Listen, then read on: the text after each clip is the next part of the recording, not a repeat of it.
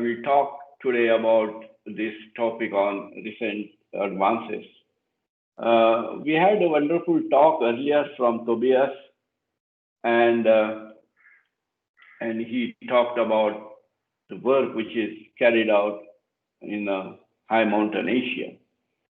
Here I will be specifically talking about work which is done in Indian Himalaya mostly, and by many of us who have contributed in this work. I'm glad during his presentation, Tobias has raised the issue of controversy created by 2007. Actually, that controversy is a landmark change for glaciological research in India, because this is first time the highest political authority realized the importance of cryosphere for well-being of the people, and how often the Prime Minister says from the rampant of Red Force that we are going to increase the research in Himalayan cryosphere.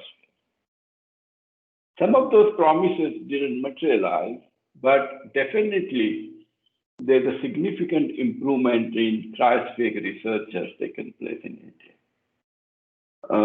There's a lot of resources available now as compared to 2007. So I will talk about some of those ideas, and some of those are definitely, I don't know, what is it?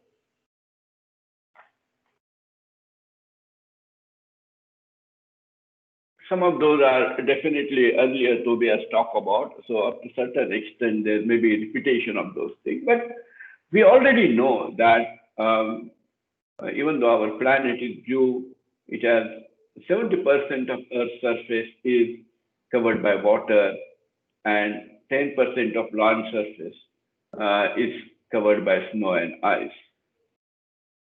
This is very intriguing because we get water from all three phases, but when it comes to the Himalayas, there are different mountain ranges, and the Tobias has talked about this, but as you enter from the plains to the mountains, the first mountain range you have is the Sivalik, which is not shown here, essentially because there are no glaciers along the Shivalik mountain ranges. As we move further and we cross the Manali, and then we have another mountain range, which is the Pir Panjal mountain range. And on the both sides, the southern facing side and northern facing side of these glaciers, this mountain range has a lot of glaciers. We go further north, and then you have Pir Panjal mountain range. It is a great Himalayan mountain range, and it goes all the way Arunachal Pradesh, starting from places Jammu and Kashmir and entering into the central Himalayas, Uttarakhand, Bhutan, and Nepal, and eventually just to Arunachal Pradesh.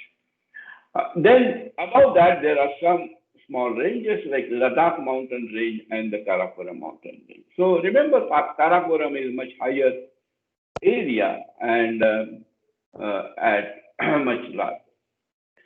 Already we know that there are two moisture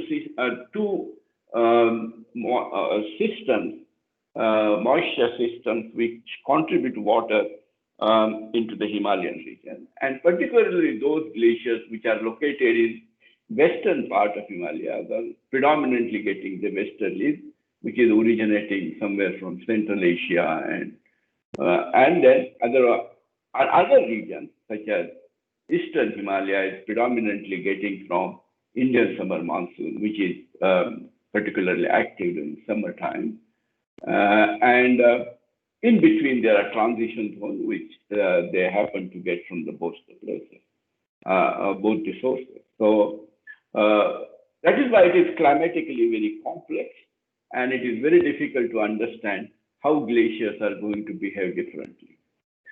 But there is a lot of investigation in recently being carried out in the Indian part of Western Himalayas.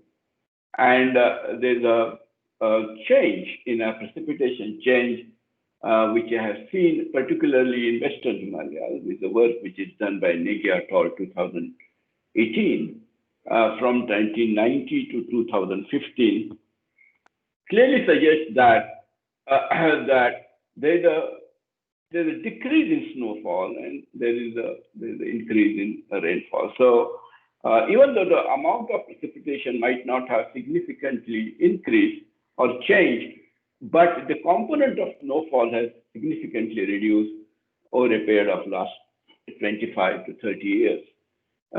In addition to that, there is also change in overall temperature. If you really look into this recent work, which is carried out by Indian Institute of Tropical Meteorology, clearly suggests that as compared to the Indian landmass, the Himalayan region has gone much higher. And the temperature change in Himalaya is much higher than it is on the plains or on the peninsular part of India.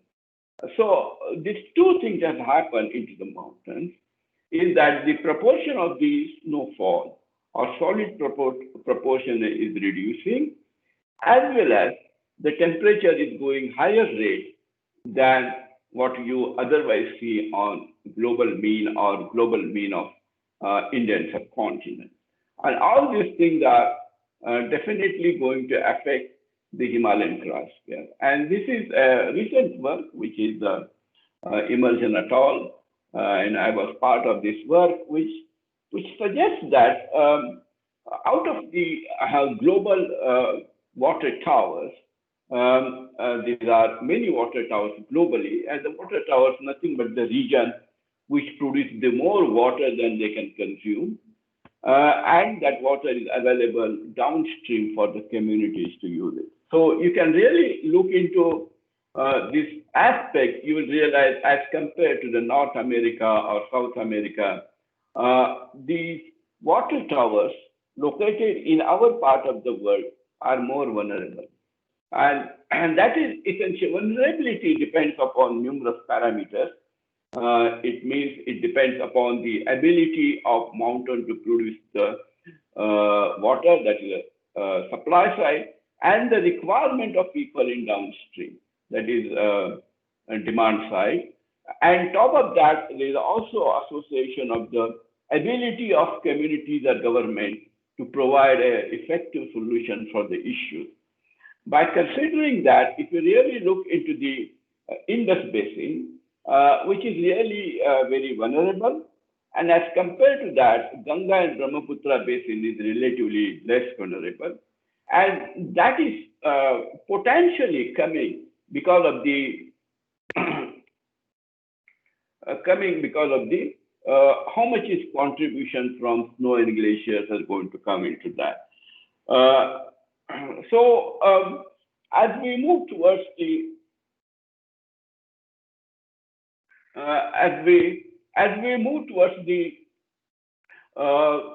eastern part of Himalaya, the concentration of snow and glaciers is significantly reduced. Probably we will see that in the next slide.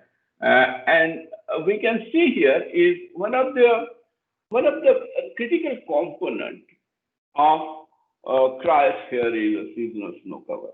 And we know that the snow cover during winter is very high. It's almost 1.5 million square kilometers. But we must understand the snow area is very, very high, is 85% in winter and 10% in summer. So there's a large variability of snow cover particularly in Himalayan region, and which makes it very difficult to assess the trend in Himalayan snow cover changes. Sometimes we try to estimate trend based upon the annual extent of snow cover and how interannual changes in snow cover taking place. And obviously there won't be much trend because there's a large variability. And because of the large variability, sometimes we feel that there's no trend and there's no significant trend. in satellite uptrend snow cover, but also we know by field observation that there's a decline in snowfall. But obviously, we need to look beyond these observations and see. So this is fairly old work, which is done in 2010 when I was in ISRO, and this clearly suggests that there is a accumulation and melting depending upon where the basin is located. This particular basin is located in Ravi Basin, which is located at much lower altitude compared to many other basins which are in higher Himalayas. This is in lower Himalayas. And because of that, the snow accumulation and ablation is a continuous process even in the middle of winter. So I'm sure there is more work now, and maybe some of the recent work on this will be presented during this conference. You will see that. As far as glaciers are concerned, we already know that glaciers are retreating, and many of us have a favorite pastime that whether glaciers are retreating or whether glaciers are not retreating. So this is a clear cut. Those who are still confused or those who deny that glaciers are not retreating, this is a slide which you can look at it. This is a Pindari Glacier in Uttarakhand. You can see how this glacier was 1936 and how it is now 2006. So clearly suggesting that glaciers are indeed retreating, and we have to understand those issues. There's a lot of work on understanding glacial retreat is being carried out and area loss in India. And this work is predominantly carried out under the leadership of Indian Space Research Organization, where there's a major program to understand glacial retreat and change in area. So we have a lot of changes,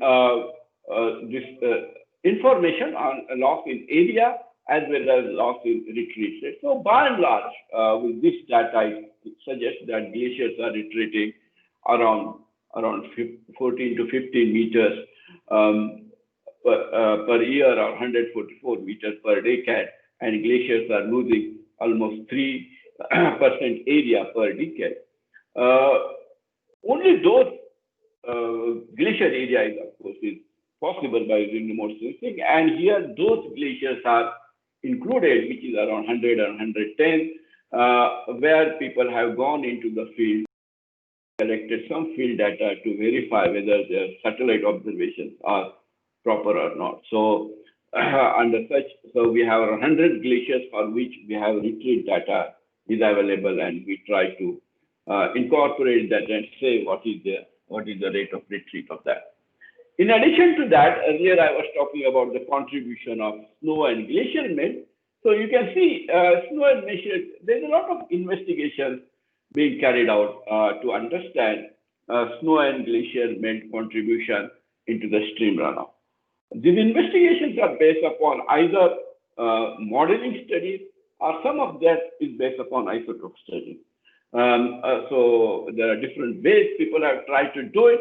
And you can see here, if you go to the very high altitude mountain ranges in Karakoram region, in Western Himalayas, or Karakoram range, you can see it is a red dots or orange dots clearly suggesting that percentage of snow and glacier contribution runoff is higher than 60%. As you come downstream, it keeps on reducing. So it is also a function of where you are measuring, or whether it is in deep mountain or whether you are measuring on the plains, as well as it also depends upon whether you are in Western Himalaya or you are in Eastern Himalaya. If you come to the Eastern Himalaya, that contribution is significantly reducing, clearly suggesting that vulnerability of these regions to cryosphere changes are relatively less compared to the Western Himalayas. Already there are a lot of inventories, and Tobias was talk about RGI inventory, which is published, or our next version is going to come now, which is a community-based effort. That means it is keep on modifying all the time, so probably it has more reliable information compared to others. There are numerous others like EC mode, uh, GAN, DAM, SAC, and IWMI. All inventories are there. Out of that, RGS seems to be dynamic in nature and keep on changing with time and based upon communities. So it is probably providing more reliable information. But you need not be disheartened because of this large variation in area, essentially because some are using different geographical reference. Like we say, the SAC imagery, it is taking a basin as a reference. RGA is taking probably some other reference. EC mode is taking Hindu Kush Himalaya HKH as a reference. And with the additional efforts are needed to bring them and the same geographical reference point to understand where are the issues. But we have to also understand the inventory is a continuous process and it is opportunistic in nature. And because of that, we need to update it quite significantly. But if you really look into the glacial store water, um, then there are different issues on the hand because predominantly people have used the scaling method to estimate the glacial store water. And there are different scaling constants which are given. You can see here, it is starting from Coffey Patterson to Bahar and Arnold and others. If you take only one inventory, you forget about taking multiple inventory and then getting multiple efforts estimates. You take only one inventory, which is RGI inventory, and you can see how estimates in Indus, Ganga, Brahmaputra is going to change quite significantly. So there is a definitely scope for us to work on this issue to how to improve our glacial store water estimate, because that is the fundamental. If you want to do hydrological investigation, any other investigation, this is fundamental value has to go into the modeling. So there were efforts to do that.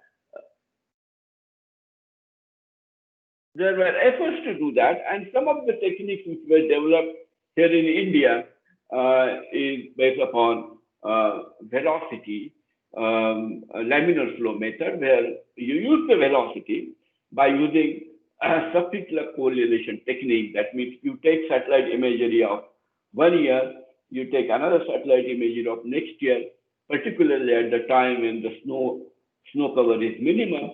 By using autocorrelation technique, you can estimate the how much glaciers have moved in this. And this is now standard technique and commonly used now to estimate the velocity of the glacier. Once you know the velocity, by using laminar flow equation, you can estimate the depth. So which will ice thickness, you can use the surface velocity. Then there are some creep parameter, which is a constant, then shape factor, then slope. So these are two obtainable parameters. One is a slope, another is surface velocity, and both can be obtained by satellite images. And you can try and correlate it with a known wherever data is available. But unfortunately, in Himalaya, there is not much data is available in particularly ground penetrating radar. Very few glaciers have gone. People have gone and estimated depth by using ground penetrating radar. Therefore, there's a plenty of scope for us to work on that. So we can do it in a hybrid fashion. That means for some glaciers, you can estimate the laminar flow method, essentially because if glaciers are too small, it may not be possible for us to estimate the velocity, and we may not be able to get a proper estimate by laminar flow method. So if you combine the laminar flow method and the scaling method together, then you may be able to get how much is the glacial store water. This is the first estimate. It is not necessary. There is substantial improvement is needed. And you can see in Himachal Pradesh, there is around 174 gigaton people have estimated. So ground penetrating radars have been extensively used, and this is the work which is done by Indian Space Research Organization at Space Application Center.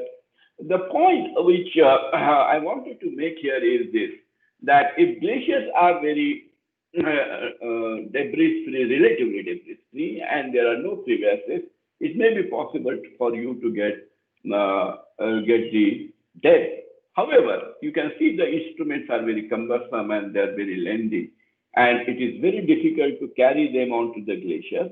And if there are debris cover and there are crevasses, then we have a problem in the hand. So definitely we need to have new ground penetrating radars which are suitable for Himalayan terrain, which is less bulky and which can be easily taken. And if ideally, we should be able to do by using airborne. So that can be significantly improve our estimates as well as our models to assess the glacial store water. And that is one of the idea which is being explored currently under Vaibhav scheme of Government of India. Another key aspect where a lot of efforts have gone is a mass balance by using glaciological or by numerous methods. And as like any other place in India also, the mass balance started by glaciological methods.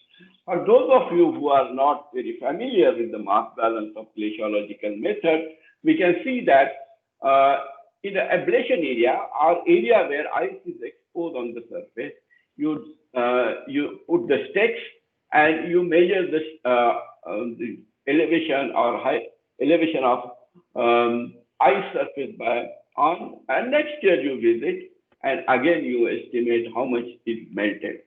And you go into in order to understand how much is accumulated, you go into the ablation area and take the peak.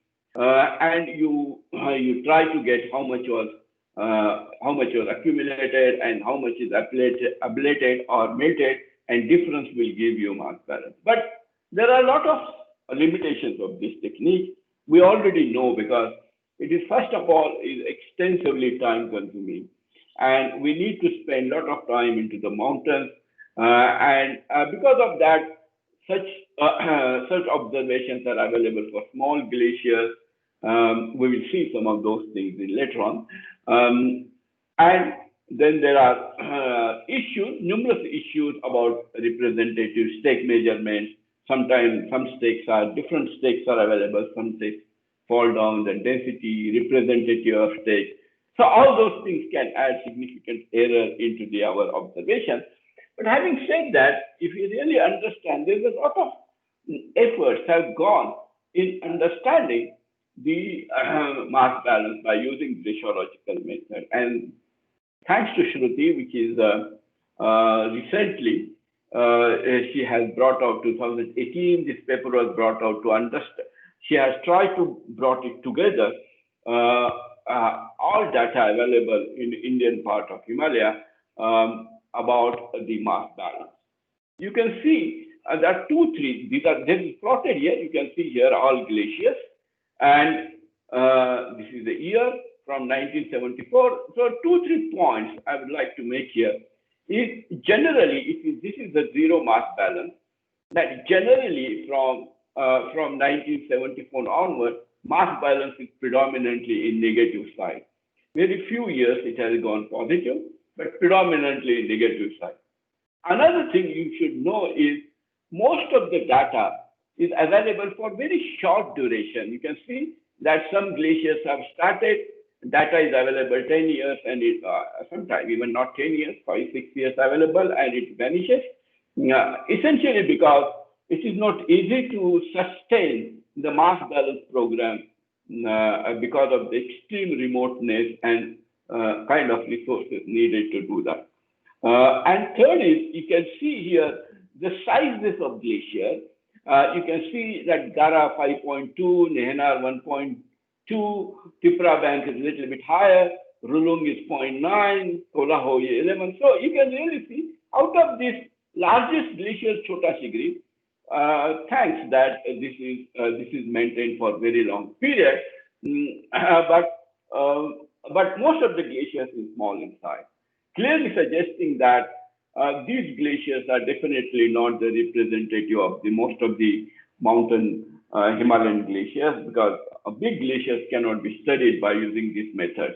As well as many of these glaciers are located near roadhead, where you can go and collect the data, and those who are located in remote places deeper into the mountains where there are no roads are hardly giving any information.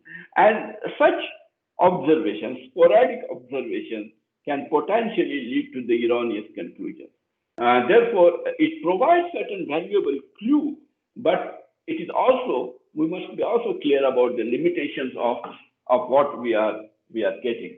So having said that, then there is another method which is now becoming quite popular, and even though India also has a lot of big history of satellite remote sensing, where you can see here, this is a geodetic method where you can use the Cartotech stereo pair from our satellite, and you can, this is one satellite, this is a Baspa basin, this is a Baspa glacier, and you can see these two images you can use to generate the digital elevation model. You can go into the field if you are really very keen and you enjoy mountaineering, go collect the ground control points, and our team has done extensive ground control points in Baspa Basin and surrounding region, in Spiti and other regions, to understand and get the high quality digital elevation model. And by using 2 years digital elevation model, you can estimate you can definitely estimate the mass balance. So you can get mass balance which is relatively close to numerous methods. It's not necessary for us to use the only optical satellite to do that, and this is the work which is done very recently at Indian Institute of Technology, Bombay, where the paper was published last year to understand by using interferometric technique, you can estimate the mass balance. So the mass balance was estimated for entire Uttarakhand, and you can see that this is from 2000 to 2014, which have lost almost 16 gigaton of water.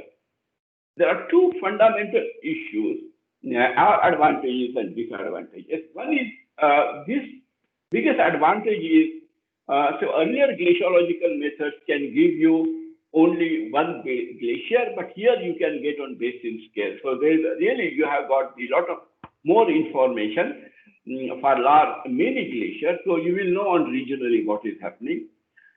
You can, you can get the decadal scale essentially because present satellite accuracy or availability is such that you can estimate for a decade. So in this particular case, it is between 2000 to 2014. It is very demanding to get the annual mass balance. And as well as these techniques are not equipped to understand how mass balance is going to change in future. So the prediction, so this is also a limitation. So these two methods, so we required some additional methodologies or additional way to estimate the glacial mass balance. So our team here at Divecha Centre of Climate Change has developed this model based upon the accumulation area ratio, which is significantly improved. If you look into the 1990s, when I published my first paper on AR, which is only correlation between AR and mass balance. But here now we are trying to improve this methodology, and where we will try to link it with the temperature and precipitation, where you can estimate the winter snowfall and temperature at the base station and try and estimate altitudinal accumulation and altitudinal ablation, and where the lapse rate and melt model is used, and you get the theoretical equilibrium line altitude on 30th September, where normally, traditionally in India, people measure the mass balance. And at the end, you get the ELA, and from ELA, you get the AR, and you estimate the mass balance. So advantage in this method is, it is based upon temperature and precipitation. And these are the two parameters which can be obtained by using climate models. So we have now ability to estimate mass balance in future due to various scenario of climate change, how it is going to do that. So you also have ability to have an annual variation in mass balance. This is the work which is published last year, suggesting that how mass balance in Satluj Basin is changing from year to year from 1985 to 2013.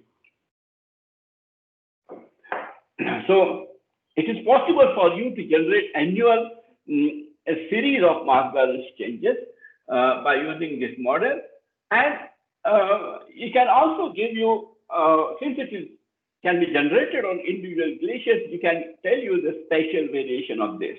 So you can see this is very interesting spatial variation. The glaciers which are really located in low altitude, they are losing mass at very high rate. Those who are a little bit higher altitude, relatively less, and at those who are very top of the mountain and above the around 5,500 or 6,000, they are relatively stable glaciers.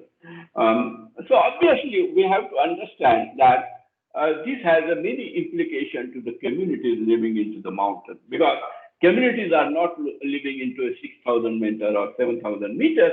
They are mostly living around these small glaciers. And since these small glaciers are losing mass in extremely high rate, it's almost a meter, they are losing every year. These communities are going to get really affected because of the climate change, and we will look some of the issues later on, what kind of work is being carried out on that.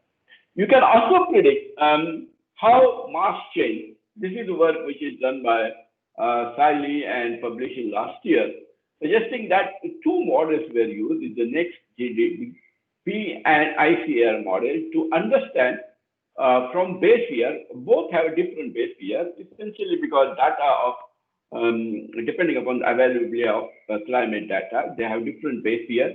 From there, how mass balance is going to change. But interesting part is no matter which model you use, at the end of century, it looks like they are converging into one. Remember the y-axis. This is the mass balance in gigaton per annum. This is not the specific mass balance. This is entire Chandra basin, how much it is going to lose. So as you move further up into the line time, the total losses reduces. Not that glaciers are a specific mass balance is reduced, but glacial area is changing, and because of that, total water available, total mass available to lose also significantly changing. Therefore, the amount of loss is going to be much more less as we move on, and probably indicates that most of the glaciers by then will be also in a terminal, almost gone, and creating a new kind of issues for the communities in living that. And you can see that how this changes with the same next GDD and next under 4.5 and 8.5, how glaciers are going to change its under different scenarios, and how much is that. So under RCP 4.5 by 2090, 48% glaciers will be gone, and almost 55% glaciers will be gone by the end of century. There are also efforts to understand water availability in Satluj Basin. As of now, Satluj River at Bhakra produces approximately 14 cubic kilometer of water, which is coming from Satluj, and whatever is coming from Beas is of course different. And its glacial melt contribution is a 15%. So if glaciers are going to change in future, as of now, glaciers are contributing almost, this is a model estimate, remember, this is not, this is a purely model estimate based upon our mass balance model. This is around 2 cubic kilometer, and this is going to go up by 2050 according to this model, and then suddenly it will reduce, and by the end of century it will come around 1.48 cubic kilometer water will be, annual water will be contributed. So there's definitely a loss of almost almost a cubic kilometer in future for that. There's a lot of efforts are also being done to understand the freshwater ecosystem services. That means that as glaciers and snow and water system changes, the fresh ecosystem services require water for numerous purposes. That means it requires drinking purpose, crops, hydropower, snow, groundwater, flood control, erosion control, habitat, recreation, and aesthetic reasons. This is work under in collaboration with the Indo-UK, where Andrea Monblach and and Sejal has participated in this to understand how freshwater ecosystem services will change in that. And this is a complex interplay, and which is a WEEP model, is application of WEEP model it was done to understand how each services will be affected in different parts of Himalayas. That means you can be on plains, on foothills, on higher Himalayas. So you can say some of these will be significantly affected, and some may not be significantly affected. I would just like to take two cases to you to understand, and some of that we will ponder in due course of time. One is you can really see in an aesthetic point of view, if you see this if you see the aesthetic point of view, there's a significant change is going to take place. So what it probably means that many times when we see the beautiful mountains with the white snow cover, and those things are likely to get significantly affected. And if you look into the hydropower, which is a 3, which is not significantly going to affect. If it is around 1, then it is not significantly affected, clearly suggesting that something interesting happening into the mountain. And let us try to explore that in some of the slides when we go subsequently. But another key issue, which is a work which is recently done by Devabita Gulab Singh group, or Gulab Singh group, and Devabita is also a doctoral student there, to understand the abrupt change in elevation. They have used the interferometric technique to understand it, and this is very interesting observation, essentially because as we were discussing different models which are used to estimate the future change, which Tobias was also talking about earlier, are not accounting for the secondary processes. He was talking about one of the secondary processes earlier was formation of lakes near the terminus, which can accelerate the glacier mass, and present change is not accounted for that. But this is another secondary processes which is not clearly identified. If you look into this, there are numerous tributary glaciers here, and these tributary glaciers are sometimes detached from body, they are attached with that, but they are producing a lot of water, liquid water, and that liquid water is pumped into the main glacier trunk, and it is really causing a lot of lowering, elevation lowering of that. And there's a substantial change in mass balance is likely to take place in this region as there's a more and more these water tributary glacier detached from main body and just contribute water rather than ice into main body. And this new change, which is likely to take place, are not accounted into the existing models. So as Tobias is saying, even if there are no glacier lakes, present estimates about future change is definitely underestimation, and even we look into that. Some of the work which here we did under you are contributing in this under imprint program is to understand the formation of glacial lakes.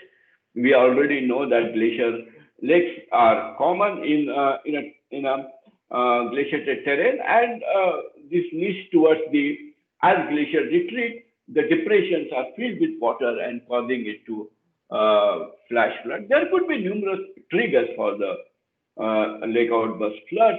There could be cloudbursts, there could be snow avalanches, landslide, melting of ice, which is inside the moraine, or there could be earthquake. So all those things can trigger and cause it. Remote sensing technique has been extensively used to understand how lake is going to expand. So this is particularly, you can see from 1990 to 2010, how it is going to, how this South Lona Glacial Lake is expanded. You can see that. But here at Divecha Centre, we have used this idea.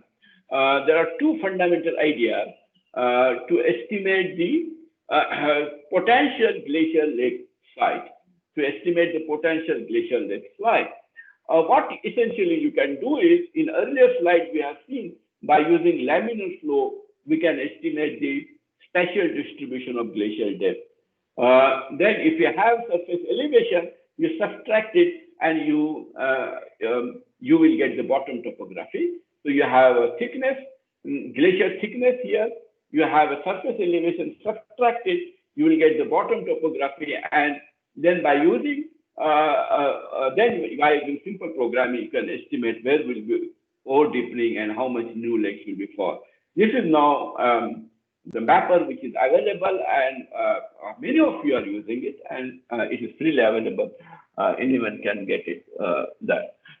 So you can see here, this is estimation of lake volume. The recently work which is done by one of our student, doctoral student, Ramaya, she has done this work. So you can see this lake was 2001, 2015. This is how 2015 was volume, which is approximately 60 million cubic meter. And this can become, when it's fully blown, it will be 90 million cubic kilometers. This is the maximum extent is possible. Beyond that, this will not.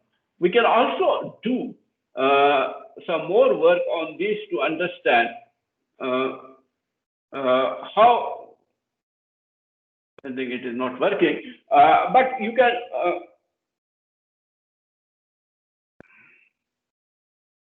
so you can, this is work which is, you can simulate the globe and understand the inundation, which area, there's already decent program is available. So a lot of work is being carried out in this direction. This is Asim, who is currently in USA, Dayton University, but his doctoral work he has done, he tried to understand where are the such lakes are there into the Alaknanda Basin, and he identified where are the hydropower potential and how they are affected. And then by using different modeling technique where you use the shallow water approximation, you can estimate the flood extent, you can estimate depth of flood, you can estimate the velocity of flood, and you can estimate how communities or people are going to affect it. So these things are really possible now, and there are a lot of efforts are being made in that direction in India to make the communities very safe. And you can also do the potential mapping and understand where we need to have an eye on future, which areas we need to clearly investigate for future understanding of this. I think, okay, so there are a few more slides. Another idea is Himalaya is a hydropower station. There are a lot of hydropower stations in Himalaya, and there are all kinds of hydropower stations. It means you have a station which is as 1,000 megawatt. You have Baspa hydropower station where it is 300 megawatt, or you can have a small hydropower station like Dur Sanchar hydropower, which is a 5 megawatt. There are two turbines, one is each of 2.5. So these are small hydropower stations, and they are definitely, they have different sensitivity to climate change and how it is going to affect its future. So this is a work which we are trying to understand how small glaciers will be influenced because of the climate change. And this is our Sejal, our student, she is working on it to understand. So these are two basins which are selected, or in fact one basin is the Allen Basin is selected, and you can see there are two hydropower stations are there. This is near Manali, so you have extensive data available for that. And Dr. Randava, who is also present in the audience, is also collaborating in this work to undertake this work. One of the key things you can understand in this is still ongoing work, but you can understand is how in future this is going to change. That means there are two things that are going to happen. One thing you look into this is by using WIP model, and you have base flow, you have ice melt, rainfall runoff, snow melt, and evapotranspiration. So what you can see here as of now, you have substantial snow melt is coming, and depending upon scenario, by end of century, the snow melt is going to go quite low. But ice melt, even though this is a low altitude basin near Manali, and it has not very large glaciated area, but of course it has a glaciated area. It has a small contribution as of now, but it is going to go up very quickly by the middle of century, and by end of century there's hardly any. By end of century there's hardly any contribution. That means most of the glaciers will be anyway gone. There will not be any ice contribution in this. I think she is still working, but this kind of insight into the processes are possible by using different modeling techniques, and there's a lot of efforts are being done in India to develop this understanding. Another key issue, I will quickly wrap up my talk now, is understanding societal impact of vanishing glacier. We already seen that small glaciers are going to go very quickly, and this is a small basin in small glacier in Spiti Basin, and it depends upon the water, which is this glacier is just described a little bit here, and this is Kyamu village in Spiti Basin, and the water comes from that small glacier and used by communities for various purposes, including from small agriculture. Sometimes this agriculture looks to be small, but they could be very rewarding because they are very high grade agriculture being done in this area. If this glacier is gone, then they have to look for alternate source of water, and that means the additional investment is needed into this region. So we need to look into that. There's another example. We were looking into how to make the infrastructure more resilient. As of now, this is in Bakpa Basin, which is very prosperous valley because it has, many of you would have heard about the Kinnor apples. These are the Kinnor apples, which are highly highly rated in India, and you get really highly priced by considering the quality of these apples. And they have small glaciers from which this water is coming, and these systems are not very resilient. So how long, even though the region might have water, but existing infrastructure may not be sufficient to provide that water to the communities or to agricultural field. That means the additional investment is needed. All these issues definitely need to look into that. And there's already adaptation strategies are started, and this is one of the recent publications. Yesterday only this publication came from Government of India, suggests that in Ladakh they have already started adaptation, and last year 26 stupas were created. All of you are aware about ice stupas. I will not go into the detail of this thing. And 250 villages are trained, and as claimed by Government of India, the 7.5 crore liter water was conserved. That means water which is melted and run away into the stream during winter time or early spring were really conserved as a stupa, and already 50 new sites are identified for community. So there's already conservation already this adaptation strategy is started into the mountain, and they are different in different forms. Like this is the one which is the weather and climate is conducive for ice stupa, but some other region, particularly in Spiti Valley, this is a slightly different story because since snow is melting much earlier, there's a drying up of spring is taking early, and because of that, there's an obstruction of water and some ponds are created with the expectation that this water will infiltrate and rejuvenate the springs into the mountain. So there are a lot of different communities are applying different strategies for adaptation, but those of us we think is climate change is far away. It is not necessary. People are already experiencing. If communities are adopting and governments are trying to adopt those changes. With this, I think I would like to thank you. I have given you overview about overall work which is being carried out in India. I might have missed some work, but I think these are the direction which a lot of work is going on. So I will thank, and if there are any questions, I can take it.